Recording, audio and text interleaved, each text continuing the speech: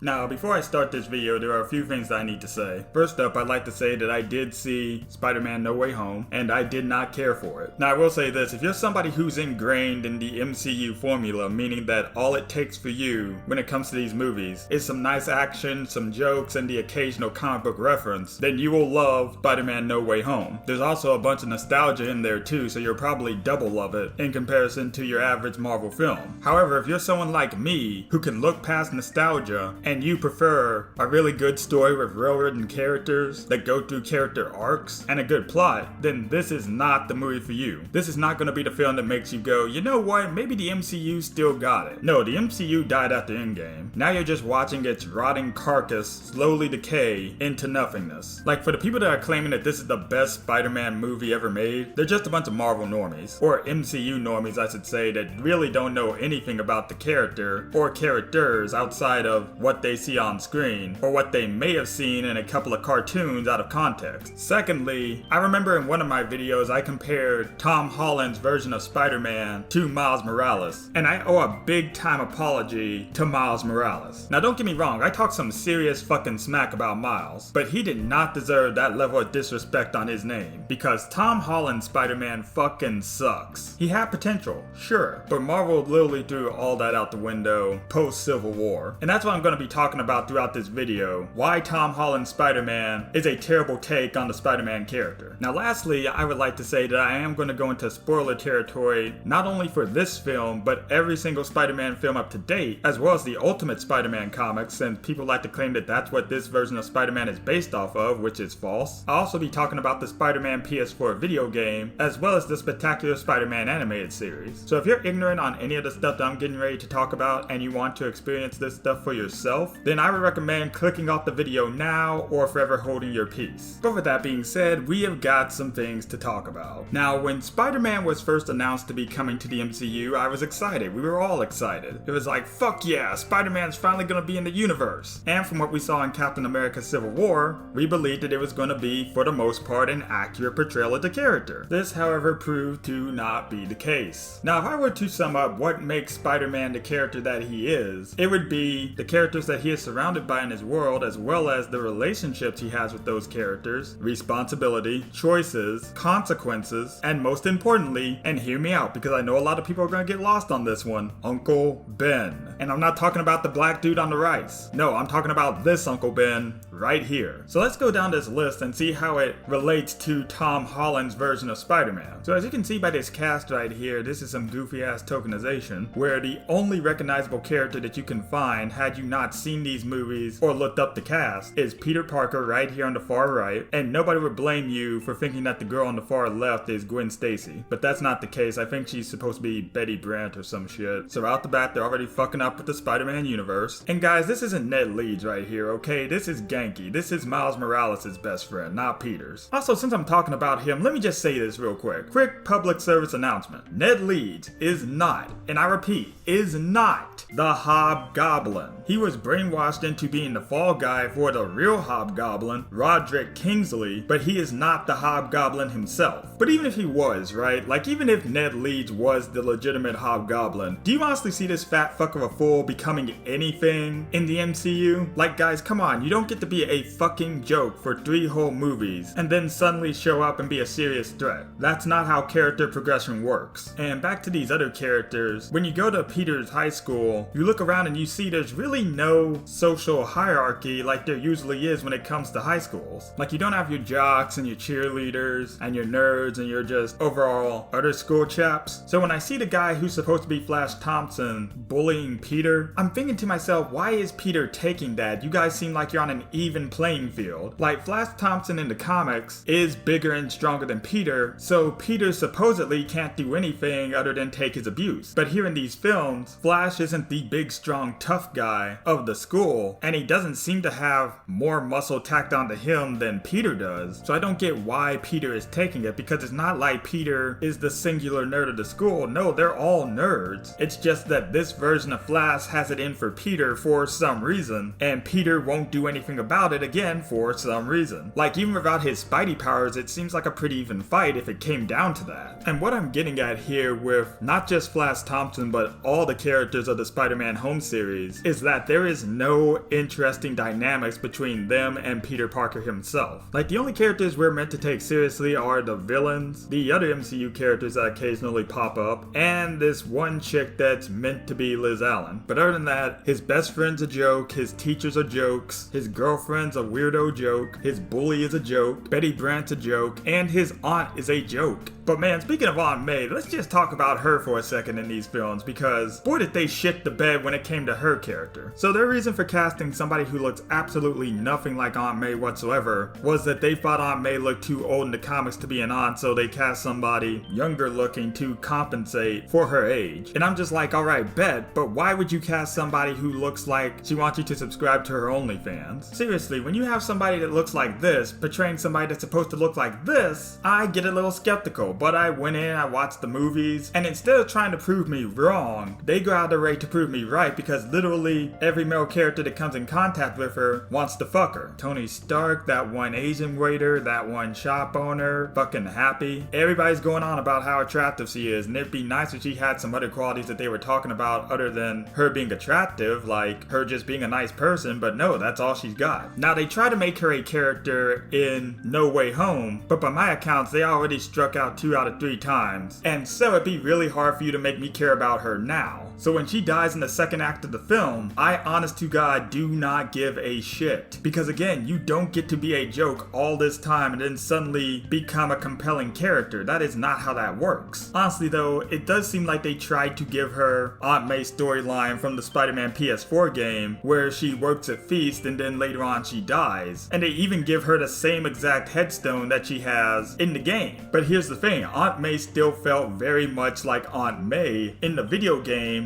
as opposed to any of these MCU movies. So when she died, it was heartbreaking. She was a character all the way, not part of the way. And so I cared about her a lot more than I ever did with Marissa Tomei. In fact, the Aunt May in both Tobey Maguire's and Andrew Garfield's films felt more like Aunt May than Marissa Tomei ever did. Honestly, it felt like they didn't know what to do with the Aunt May character until it was too late. Which is a shame, because out of all the characters in this cast that should have been intact, Aunt May should be number 1 next to Spider-Man himself. Now, I think it's time we played a little bit of devil's advocate. So let's compare the characters of Tobey Maguire's cast to Tom Holland's. So one thing that you guys will notice is that everybody is the right ethnicity for a change. They're also age appropriate and aren't trying to bog down the movie with so much humor. It's almost like the people behind these films, at least the first 2 anyway, were trying to make an adaptation based off of the comic book and not Wikipedia. It's funny how that works, but anyway, whether you love or hate the Tobey Maguire Spider-Man films, you can't deny that when you watch those films, and again, primarily speaking, the first 2, that the people feel like people in those films. Like Mary Jane has problems at home and problems with her work. Uncle Ben and Aunt May feel like parental figures to Peter Parker. Peter Parker can't catch a break. Meanwhile, the public loves Spider-Man unbeknownst to them that they're one and the same guy. Harry has problems with his father, who's a sleazy businessman on top of being the Green Goblin. Harry and Peter feel like legitimate best friends. And because of that, you feel that Peter has a genuine connection with the people around him. All of these relationships that he has feel authentic, and these do feel like authentic characters. Now, am I saying that Tom Holland's characters don't have an authentic connection to his Peter Parker? I wouldn't say that entirely, but the connections that Tom Holland's Peter Parker has with the characters in his world do feel rather hollow in comparison to Tobey Maguire's. Like, there's no real twists and turns to these relationships, even when you feel like there should be. They're all very one-dimensional relationships that Peter has. Like, Ned is Peter's best friend, and that's it. Michelle Jones is Peter's girlfriend, and that's it. Aunt May is his guardian, and that's it. Like, nothing makes these characters stand out. So when a character like Aunt May dies, you should be broken up about that, but instead you feel absolutely nothing for the MCU version of Aunt May. Now, there is one character that we haven't talked about yet that does need to be talked about, even if the MCU believes him to be non-important. That, of course, being Uncle Ben. Now, Uncle Ben is the most important character in Spider-Man. I don't care what anybody tells you, I don't care what Wikipedia sites you've been on. Uncle Ben has always been the reason for why Spider-Man is Spider-Man. You cannot have Peter Parker Spider-Man without Uncle Ben. That would be like Batman becoming Batman, but his parents never got shot and they're still alive to this day. That makes no damn sense. When the crux of a character is centered around this one specific event that happens in their life, then you cannot forsake that for wanting to try to make it different or whatever. It doesn't matter how many times the audience has seen it or heard of it, that's the one thing that needs to stay intact. Yet the MCU has thrown Uncle Ben out the window entirely, so scenes like this from Captain America Civil War. Look, when you can do the things that I can, but you don't, and then the bad things happen, they happen because of you.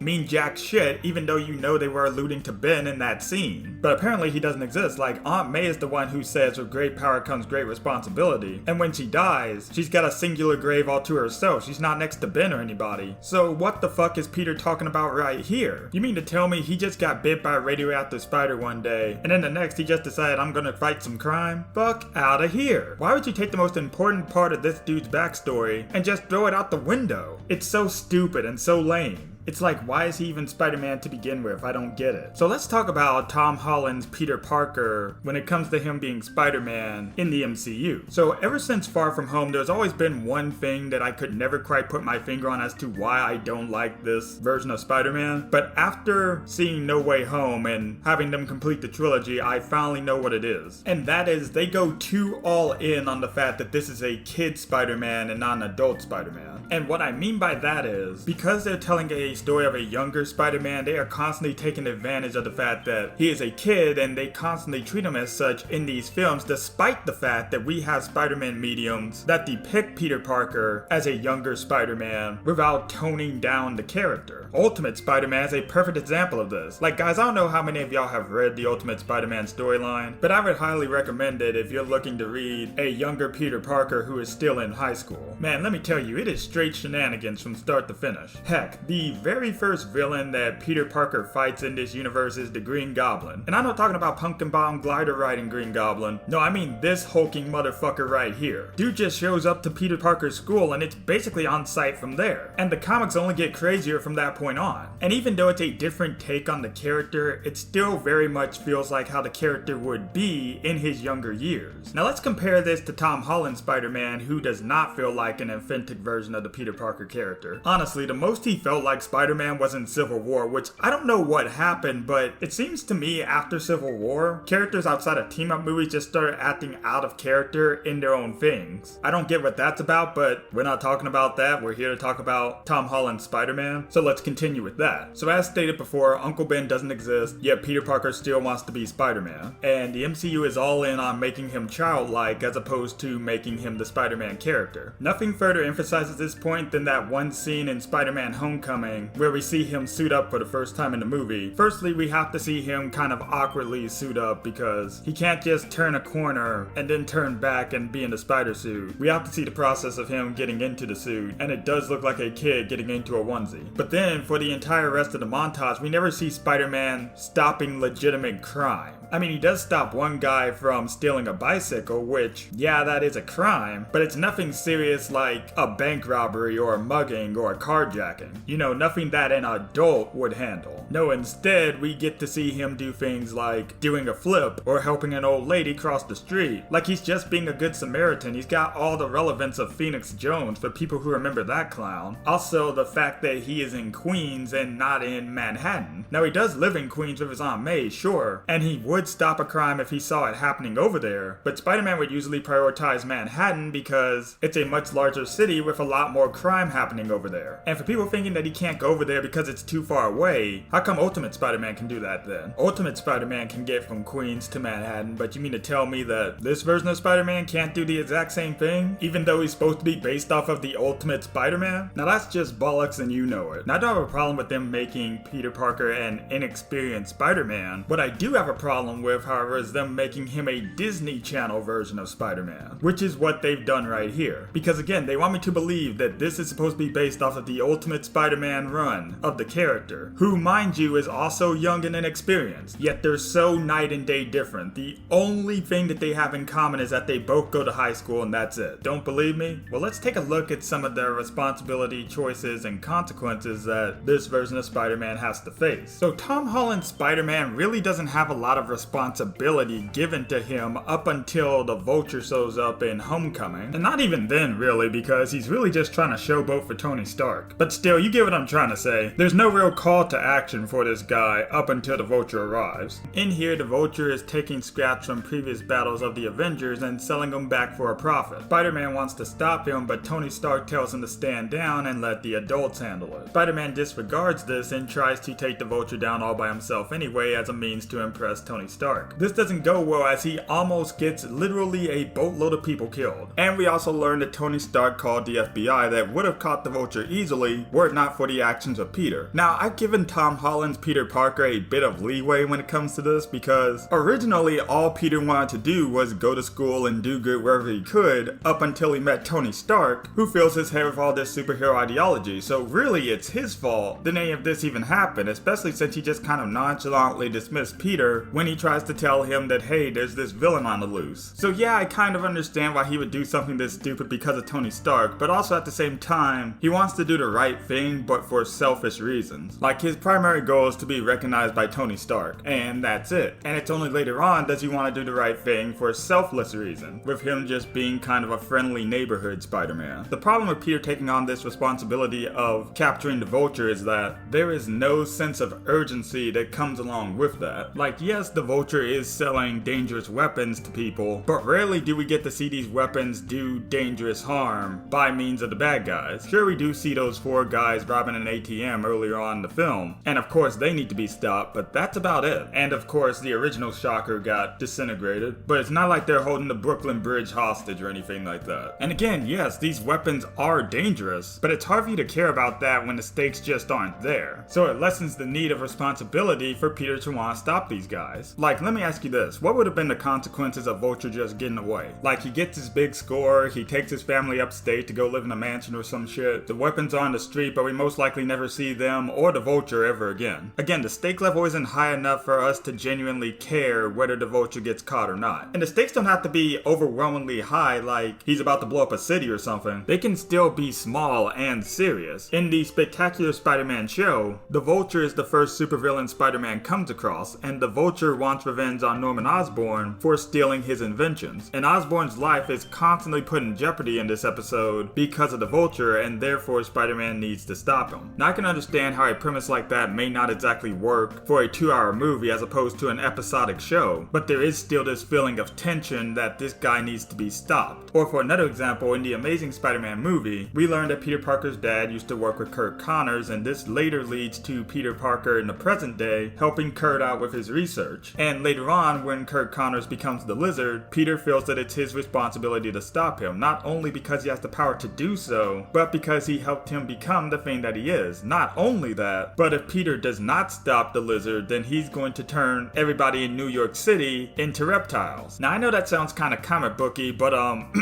yeah. And all the while, Peter's sense of responsibility makes sense, and the stakes are high, and the tension is there. And you don't really get that same feeling from Homecoming, you just don't. You may have during your first watch through, but when you really think about it, it's kind of a weak premise. Like, at one point in time, Peter has the perfect opportunity to take the Vulture down when he's in his car and having that talk with him, but he doesn't simply because he has a gun? Like, let's look at this scenario logically, shall we? So Adrian has a gun and is threatening Peter with it, but how is he gonna get away with shooting Peter should Peter try something? Like, let's just say he does shoot Peter, right? He does not have a silencer on that gun, so people are gonna hear it and panic over the gunshot. But not only that, how is he going to justify Peter's death to other people, like his Aunt May, for example? Like, it doesn't make any sense no matter how you look at it. Also, Peter could easily overpower this guy and take him down. Like, he literally has a gun on you. That's all the proof you need to get him sent to jail. Like, what's Adrian gonna do? Tell people he's Spider-Man? Who's gonna believe him? You see, scenes like this try so hard to be clever that they don't realize with a little extra brain thought, it falls flat on its face. Like, there is no excuse why Peter did not take him down then and there. But the plot would requires that he takes him down as the Vulture, and so even though he has this super easy opportunity here, he can't take advantage of it, which is stupid. It's idiotic. This was an easy win that got turned into a much more complicated win, all because Peter in this universe is a fucking imbecile. And even if you want to argue that teenagers are dumb or whatever, Peter Parker is not dumb. He's smart. He's a straight A student. Peter Parker has never been portrayed as an idiot before, except in the Spider-Man Home franchise. But anyway, let's move on to Spider-Man Far From Home, because I feel like Peter's stupidity got cemented in this film. So this film was the first film we got after Endgame, right? In it, the populace has come back from the snap, and Peter is going on a field trip to Europe, I believe, and while there, Peter does not want to be Spider-Man at all. He just wants to get with Zendaya. And I'm not saying that as in that's Peter's initial plan, but if situations arise, he has to be Spider-Man. No, what he means is, I'm not going to be Spider-Man regardless of whether Spider-Man is needed or not. Now, the supposed reason for why he's like this is the fact that he can't put up with the pressure of people wondering if he's gonna be the next Iron Man, as they keep saying in the film, as well as still dealing with Iron Man's death, even though he's been dead for a good while now. Alright, let me ask you guys real quick, what is the relationship between Peter Parker and Tony Stark in this universe? Like, I get that they're trying to make them feel like father and son and mentor and mentee or whatever, but you don't feel any real connection between these two other than what the plot tells you should feel. Stark has only ever given Peter one piece of advice in his entire life, which, by the way, Tony Stark is the worst fucking mentor you can ask for. Dude's a fucking asshole, even though we all just pretend like he isn't one. Like, he shows up on the kid's doorstep one day, asks him to go help him fight Captain America and crew. He appears a handful of times in Homecoming to help Peter out every now and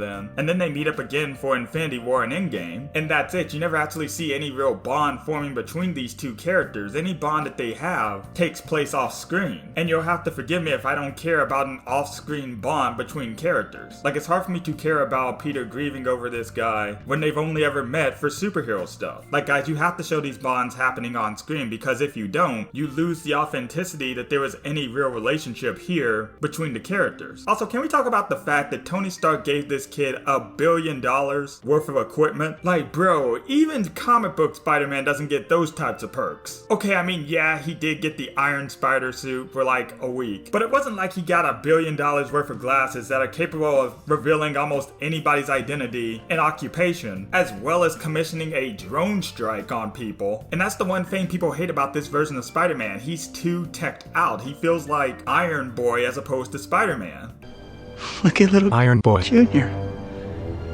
Gonna cry? And that's not to say that Spider-Man has never used any type of tech whatsoever outside of his web shooters. No, he's used plenty of tech before, like spider drones, spider tracers, tasers, etc. But all of these are his inventions, not Stark's. And they're all within the realm of what Spider-Man would do with his limited technology. And while we did see quite a few of these gadgets in Spider-Man Homecoming, they don't feel like Peter Parker's gadgets because Stark made them. But anyway, $1 billion worth of glasses, just straight up given to this kid who he only has a bond with off screen. Not a great plan.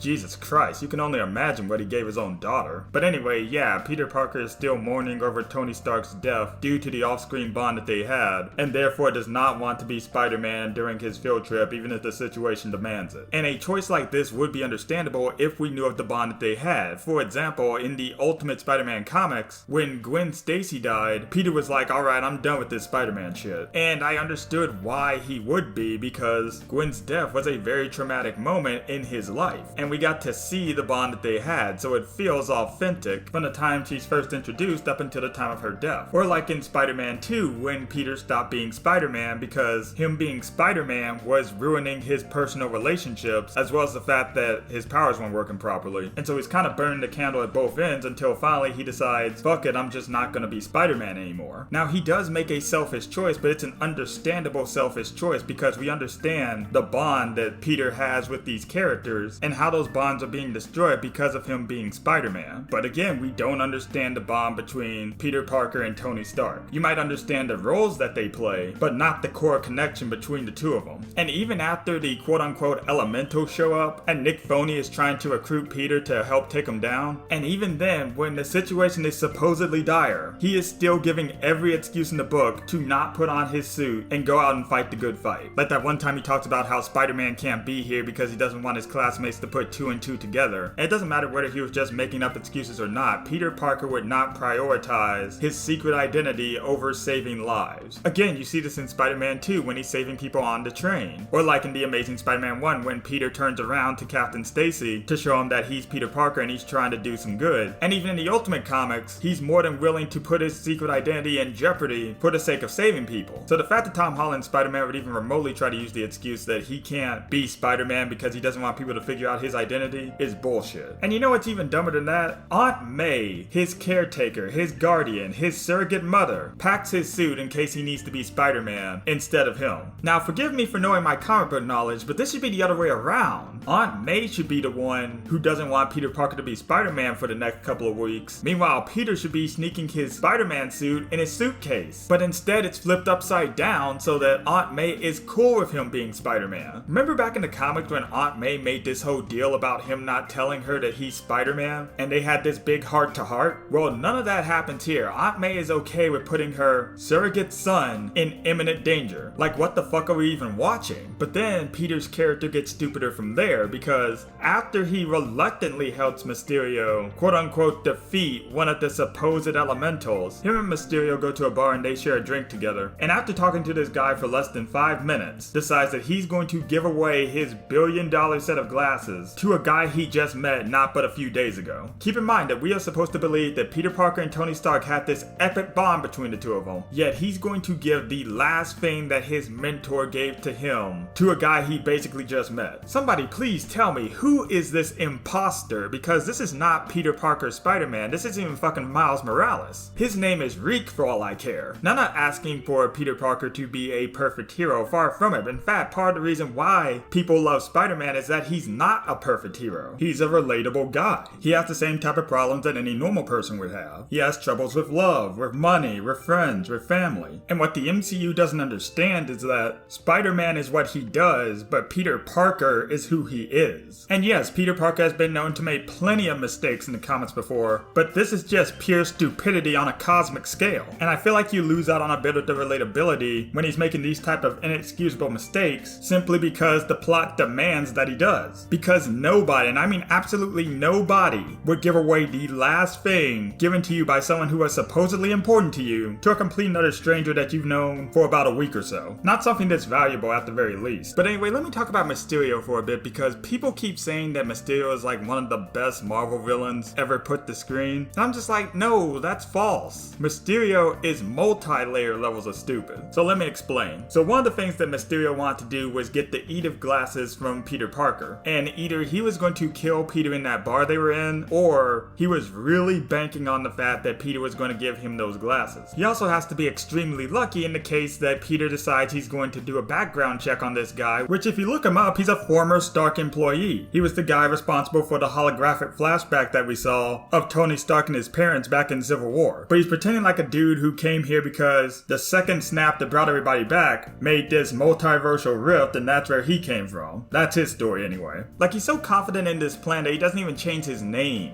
which you could probably look him up with a quick Google search, but whatever, we're all idiots in this universe, right? So then he wants to use his holograms as a way to make him look like a superhero, but what is he going to do when an actual threat comes to the Earth? Like, let's just say Mysterio was supposedly fighting one of these elementals, right? And then suddenly Galactus showed up out of nowhere. I mean, is he just going to turn tail and run? Okay. I mean, I know that's all he can do, but still. Mysterio is also very lucky that none of the other Avengers decide to show up and help him with these supposed Avengers level threats. Like, what would have happened if a character like Ford showed up, for example? He brings the lightning and this whole shit is over. Or Doctor Strange, a guy that would definitely be able to see through this illusion. Like, this dude got super lucky as hell. And then at the end, he wants to frame Peter for killing him and out his identity to the public, which again, I found kinda dumb because again, if you just did a quick Google search of Quentin Beck, it would tell you everything you want to know. And with him outing Spider-Man's identity, that was a very shocking moment, but it feels kind of underplayed considering considering the fact that, one, Mysterio dies at the end of this film in the stupidest way possible, so he doesn't even get to bask in this victory, and two, it feels like this was done purely for the sake of shock value as opposed to having any real meaning, because it's not like Mysterio was Spider-Man's arch nemesis or anything. No, him and Spider-Man have been at it for the better part of a week, and so it just feels kind of hollow that a guy with no real connection to Spider-Man leaks his identity. It's like I keep saying when it came to Mysterio in the MCU. Outside of that one illusion sequence in the middle of the film, what did you like about him? Absolutely not a damn thing. Here's the thing with Mysterio. He's a guy that genuinely works well when Spider-Man is in his own realm, not connected to any type of universe. And don't get me wrong, yes, Spider-Man is a part of the Marvel universe in Marvel Comics, but there it feels like he has room to breathe. He's his own character of his own struggles and his own triumphs. But Spider-Man as he's presented in the Spider-Man Home franchise does not have the same leeway. He feels more like a cog in the machine as opposed to the machine itself. Like when you think of a Spider-Man story, you can take out characters like the Fantastic Four or Iron Man or Black Panther or whoever out of the Marvel universe entirely, and for the most part it won't affect Spider-Man Peter Parker at all. The PS4 Spider-Man game proves this perfectly, because while there are references to the Avengers in that game, Spider-Man is the only hero in New York, and the story is, for the most part, top-notch. I think we can all agree on that. But if you were to take Tony Stark out of the MCU entirely, then Spider-Man effectively doesn't exist. I mean, he would in some capacity, like he'd still be stopping the occasional car accident and doing flips for people and shit like that, but he wouldn't be doing more over-the-top things like stopping the Vulture or Mysterio. And really quickly, before somebody tries to use the fact that they now live in a post-blip world and therefore things are different and that's why Mysterio is able to get away with all this shit, guys, understand that the blip only matters as much as the plot needs it to matter. It's like what they did with Flashpoint in season 3 of The Flash. Like, it'll come up when the plot needs it to, but when it doesn't, they're just gonna pretend like it never happened. Like, you have to think, half of the population was effectively dead for 5 whole years, and while the people that were still alive may not have gotten used to that event, they were slowly but surely getting used to this new way of life, meaning that there was probably a new government system, there was probably a new way of trade, a new way of teaching, new laws were probably made, new systems were put in place, and then suddenly half the population comes back. And you got people that are more accustomed with the new system, meanwhile you got people that are accustomed to the old systems. Like, it would be mass chaos on a global scale. And instead of tackling those issues, Far From Home has elected to ignore those issues and simply say, well, half the population was gone before and now they're back. And aside from some people being 5 years older, things are pretty much the same. And because things are basically the same way they were before, Mysterio is, like I said, stupid. But anyway, let's get into Spider-Man No Way Home, the creme de la creme, the finale to the Spider-Man Home franchise. So it picks up immediately where Far From Home left off, with Spider-Man's identity being leaked as Peter Parker, and so he has to deal with that. And one of the first things this guy does is heads over to his apartment. I don't know, I guess just to hide? Like, he doesn't even try to cover up the fact that he is in fact Spider-Man, it's just, well, guess I'm caught. But it's okay though, because Matt Murdock from the Daredevil TV series shows up and clears his name off screen. And then that's basically it. Peter's still allowed to go to school and go out in public and everything, it's just that his identity as Spider-Man and Peter Parker being one and the same is known to the public. And here's the thing, I knew that one of two things was going to happen at the end of the post-credit scene in Spider-Man Far From Home. Either one, they were going to be dealing with that throughout the entirety of the next movie, or two, they were just going to kind of sweep it under the rug, kind of like what they did with the blip. Like, his secret identity feels so inconsequential, it's like, why did he even bother hiding his face in the first place? The only consequence that he suffers as a result to him being known to the public as Spider-Man is that he doesn't get to go to the college that he wants to go to. And that's it. Now, I don't mean to sound old here, but I can remember back in the day when Peter Parker's secret identity being revealed had genuine ramifications in his life. Like when Peter revealed his identity during the Civil War storyline, this leading to Aunt May getting shot, and Peter Parker beating the absolute piss out of the Kingpin for ordering the hit on him that fatally wounded his surrogate mother. Yeah, you get none of that here. He and his friends simply don't get to go to college. And because of that one inconsequential thing, he goes over to Doctor Strange to basically brainwash the world into forgetting the fact that he is Spider-Man. And Doctor Strange is like, yeah, okay, sure, I'll do that for you. And as Doctor Strange is doing the spell, Peter goes on and on about the people who should still know that he is Spider-Man, when he could literally just tell them again. And he ruins the spell because he kept changing it up so many times so it didn't work. And again, more dumbassery. Like, he could literally just tell everybody in his life again that he is Spider-Man if he really wants them to know that badly. And that's one of the main things that I hate about this Peter Peter Parker. There is no sense of responsibility, even when the choice is super easy like it is right here. Like, he wasn't responsible with the Edith glasses in Far From Home, he wasn't responsible in Homecoming, and he's not being responsible here, and this is probably the worst offender out of all the dumb shit that Peter has done. Not only that, he doesn't even plead his case to MIT, he just immediately goes to Doctor Strange to make everybody forget that he's Spider-Man. And it's not just the stupidity of Peter Parker, it's also the fact that Peter Parker's identity being known to the public is too interesting of a concept to essentially just be an afterthought. Like, for example, in the Spectacular Spider-Man series, in the latter half of the show, Venom shows up to the Daily Bugle and outs Peter Parker as Spider-Man. Now, he has no proof to the contrary, he just tells them Spider-Man's identity and then leaves. And while people are skeptical to believe that puny Peter Parker is the Spectacular Spider-Man, it does still lead to him and the people closest to him being put under investigation. All the while, Venom is trying to unmask Spider-Man on public TV to prove once and for all that he is in fact Peter Parker, and then plans to give him a gene cleanser after that, a sort of serum that will take away Spider-Man's powers so that when the truth is revealed, he'll be powerless against his multiple enemies. It's a pretty good episode, one of my favorites in the series. However, the reason why they can't play around with Peter Parker's identity in a similar vein in the MCU is because Spider-Man in the MCU doesn't have that much of a reputation. Don't get me wrong, people know that he's an Avenger, and they idolize superheroes, but how much has he done for the city of Manhattan, for example? Not a whole lot, and so he's just kind of seen as one of the Avengers. He doesn't have a huge rogue gallery of villains or anything. In fact, the only villains he's been fighting off so far are Tony Stark villains. So technically speaking, he doesn't even really have any villains of his own. And even when they are Spider-Man villains, they still are not his villains. Every villain that came in this time around came from better Spider-Man movies. Except for you, Electro, you still suck. Like when Peter ruined Doctor Strange's spell, it brought in a whole multiverse of other Spider-Man characters, including other Spider-Men. And one of the first people Peter fights from these alternates is Dr. Octopus, where he just kind of Deus Ex Machinas his way into a win with him because Dr. Octopus takes off some of the nanotechnology that Peter is wearing because he's wearing the Iron Spider suit again, and that technology welds onto Doc Ock's arms, and now Peter can just control Doc Ock's arm so he's no longer a threat. Then Doctor Strange captures him, and he also captured the Lizard from the Amazing Spider-Man franchise off screen, and explains to Peter that he has to round up the rest of these alternates because they have to go back to their own universe, and Peter does just that. He rounds them all up, and when it's time for him to go get the Green Goblin, Willem Dafoe, May is with him while he's under his Osborn persona, and he's just scared shitless, and May's like, hey Peter, you can't just send these people back to where they belong, you have to help them. And I'm just like, what the fuck are you talking about? You don't know anything about these people, they're not from your universe. How do you know that sending them back is not a good idea? Again, just stupidity for the sake of the plot. But anyway, after Peter gets Green Goblin over to Doctor Strange's lair, he finds out that half of these villains die when they fight Spider-Man. And so, not wanting to send them off to their deaths, Peter opts to cure them from their mental illnesses, and he wants to turn them good or whatever, and Doctor Strange says that it doesn't matter, they just need to go back to where they came from, which leads into a fight between Doctor Strange and Spider-Man. Couple of things I gotta say here. How does Peter know that any of these guys can be cured, quote unquote? Like Dr. Octavius, for example, what if that was just a straight up bad guy, and he was about to do something so horrific that Spider-Man had no choice but to kill him? What if curing them does absolutely nothing and Spider-Man ends up killing them anyway? What if this is some sort of evil version of Spider-Man? These are questions that we, the audience, know, but they, the characters, do not know. And therefore, this is going on for the sake of plot, not for the sake of the plot developing organically. Now, I'm not saying that it's uncharacteristic of Spider-Man to want to save people that are going to die, but that's all he knows. He knows that they're going to die, but he doesn't know in what fashion or in what capacity. He doesn't even know that 2 out of 5 of them make it. I think he believes that all 5 of them are going to die. But whatever. Anyway, Doctor Strange and Spider-Man get into a fight where Spider-Man just kind of bullshits his way into a win, and then he takes Doctor Strange's sling ring and traps him in the mirror dimension. And while we do know now that Ned's fat ass of all people can use the sling ring, at the time, Peter left Strange in an alternate dimension of which he cannot get out, nor can Peter access again. So to recap, he's okay with letting Strange suffer a very slow, painful death due to starvation and lack of water, but isn't okay with letting 3 out of 5 villains die that he knows absolutely jack shit about. Yeah, that makes sense. But anyway, Peter starts working on cures for all the villains, and the first person he cures is Dr. Octopus, and makes it so that the arms are no longer controlling him, and so now he's a good guy. And so Peter continues to work on cures for the other villains, and as he's doing this, the Green Goblin persona comes out from Norman Osborn, and he convinces the villains to stay villains and starts wreaking havoc. Oh, and he also kills Aunt May, for anybody that cares about that. So then after that, Peter's kind of distraught and he's like, fuck it, we'll just send them back to their own dimension. If they die, they die. That is until the other two Spider-Man, Andrew Garfield and Tobey Maguire, show up and encourage Tom Holland to continue with his plan to cure the villains. And so a big fight takes place at the Statue of Liberty, where the three Spider-Man are fighting the four villains, which I don't even know why Sandman's a villain. Like, he's literally seen Peter's cures are able to work when he saw Octavius get cured. And at one point during the fight, Spider-Man's like, stop man, I'm trying to help you, and Sandman's just like, I don't care. Well, why don't you care? Why are you participating in this fight? What's in this for you?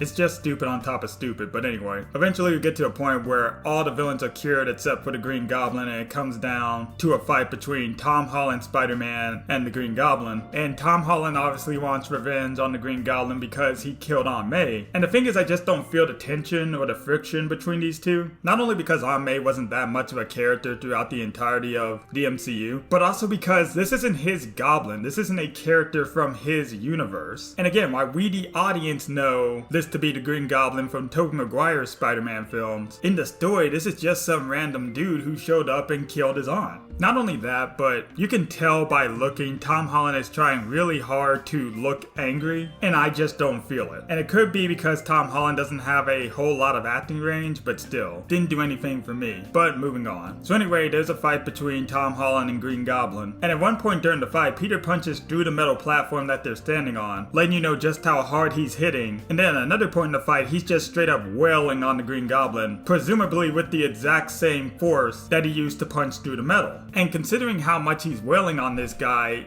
dude should be dead. Like, don't get me wrong, the Goblin can take quite a bit of punishment, but not as much as was seen in this film. Goblin should have been killed, no two ways about it. Like, during the night that Gwen Stacy died, when Peter finally catches the Goblin, he just starts going ham on his ass. But he stops himself mid-beatdown because he realizes that if he keeps going, he's gonna kill him. And here I feel like he definitely should have killed him with those punches, just saying. And so he's finally getting ready to kill Green Goblin with his glider until he's stopped by Tobey Maguire, who finally decided to stop watching and do something about this. So yeah, Tom Holland once again gets saved from taking any responsibility for his own actions, only for Tobey Maguire to get stabbed by the Green Goblin, which nobody even seems that concerned about, but whatever, I guess. Anyway, they end up curing Goblin, but the universe is destroying itself, and Doctor Strange, who came back because Ned somehow knows how to use the sling ring, is trying to hold it together the best he can. And Tom Holland suggests that Doctor Strange uses spell one last time, only this time make it so that everybody forgets who Peter Parker is. And so he does just that, and the Deviants go back to their universe, and everybody forgets who Peter Parker is in the MCU. And I heard people talking about this like this is one big heroic sacrifice, and I'm just like, no, it's also stupid as well. Because as I said at the beginning of this video, one of the things that makes up the Spider-Man character are the other characters and the relationships that he has with those characters. But all of his relationships are gone now. So these characters won't even get an opportunity to be better somewhere down the road. They're gonna remain the same old bland characters from the time we met them all the way into future installments. Also at the end of the film, Peter gets his own apartment, which I don't know where he's getting money from, but whatever. And he's got the comic book accurate Spider-Man suit, and that's it, that's the end. Oh, and Venom shows up just to drop off a piece of the symbiote and then leaves. Which I don't know if they're gonna try to do like a black suit thing, because that seems like it'd be pretty hard to do considering that all of Peter Parker's relationships are effectively dead now. Like, Peter having Doctor Strange make everybody forget him feels almost like they're trying to go for a light reboot with this character because they realize that they fucked up so many times with him, and so they're putting him in a new starting point so they can do better with him. But as far as I'm concerned, they've had their 3 strikes and they are out. I've heard a lot of things from people like, man, this version of Spider-Man really grew into his own person. And I'm just like, no he didn't. What the fuck are you talking about? What character development took place? Like, this is how all 3 of these films go, right? Peter Parker is a dumbass who never takes responsibility for anything, except for when he makes a mess so big he has to clean it up. That is Tom Holland Spider-Man in a nutshell. He does not encapsulate the character at all, and anybody who says so otherwise is smoking something a lot better than what I've got. And don't get me wrong, you can like the character if you want. You can like these movies if you want. But what you can't tell me is that this was an amazing take on the character. It wasn't. I should know because I've actually read the source material. But even if you hadn't read the source material, even if you just watched the cartoon, cartoon, you would realize that this ain't it. I know quite a few people that are saying that this was the bestest Spider-Man movie ever. I guarantee you they will not be saying that in a couple of years from now, once the nostalgia's worn off and they're ready for the next big thing. Like, this is good to them now, kind of like how Batman and Robin was good to kids back when it first came out. And keep in mind, this isn't about having a one-for-one recreation of the source material. But the thing that I have to say about that is, and pay attention to me people, because this is gonna be one of the most important things I ever say on this channel. When it comes to adaptation, your story does not have to be 100% historically accurate, but it still has to feel historically authentic. Think of it this way: if you guys like Spider-Man PS4, or the Spectacular Spider-Man series, or Ultimate Spider-Man, each of these mediums have a drastically different take on the Spider-Man character, but it still captures the heart of Spider-Man and understands what makes this character great. Like, Tobey Maguire's first two Spider-Man films don't get it 100% accurate either, but they capture enough of the Spider-Man character to where you can look at these films and be like, okay, this is primetime Spider-Man. And for all those saying that Tom Holland is based off of the Ultimate Spider-Man comics, Andrew Garfield is more Ultimate Spider-Man than Tom Holland, so I don't know what you're talking about. But you can do something different with the Spider-Man character, but you can't be so over the top different where the character is almost non-recognizable, save for his uniform, his powers, and his villain. I understand part of the reason why Tom Holland's Spider-Man is like this is because he is ingrained in the Marvel formula of the MCU, but still, that's no reason to not give us historically authentic Spider-Man stories. But let me know what you guys think. Is Tom Holland an excellent Spider-Man? Should we give him another chance now that his universe has essentially been rebooted? Or are you done with this particular take of the character? As always, support your Emperor by leaving a like and clicking subscribe. Also, follow me on these social media platforms. You wouldn't want to commit treason now, would you?